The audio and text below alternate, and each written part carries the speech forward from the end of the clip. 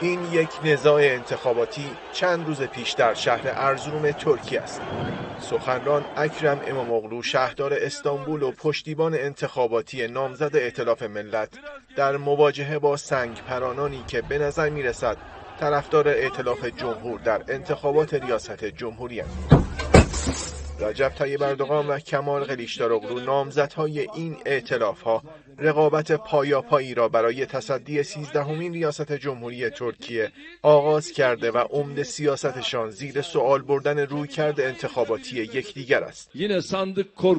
اینها از شکستشان در انتخابات مطمئن هستند و از الان برای اعتراضات پس از انتخابات برنامه‌ریزی می‌کنند. öyle bir noktaya geldik ki bizim evlatlarımız işsiz. ما را به نقطه‌ای رساندید که اکثر جوانان ما بیکارند و کشور هر روز فقیرتر می‌شود. در کنار این دو رقیب اصلی قرار بود در انتخابات ریاست جمهوری ترکیه اسامی دو نامزد دیگر در معرض انتخاب مردم قرار گیرد، اما با کناره‌گیری محرم اینجه یکی از نامزدهای مستقل عملاً انتخابات ترکیه وارد فضای دو قطبی ائتلاف‌های جمهور و ملت شد.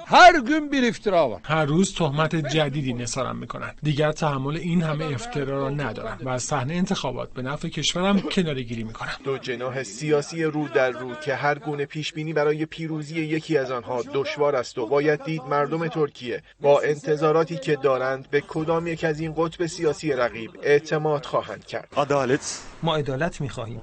رئیس جمهور منتخب باید به فکر مردم باشد، نه خودش. با دو قطبی شدن انتخابات ریاست جمهوری ترکیه احتمال تک مرحله‌ای شدن انتخابات هم قوت گرفته است. تا این لحظه هیچ مرجع آماری نتوانسته نتیجه نسبی این دور از انتخابات ریاست جمهوری ترکیه را تخمین زند. فضا به گونه‌ای است هر کدام از دو رقیب اصلی یعنی اردوغان و کلیچداروغلو از الان خود را رئیس جمهور ترکیه می‌دانند. حمید کاملی، خبرگزاری صدا و سیما، آنکارا.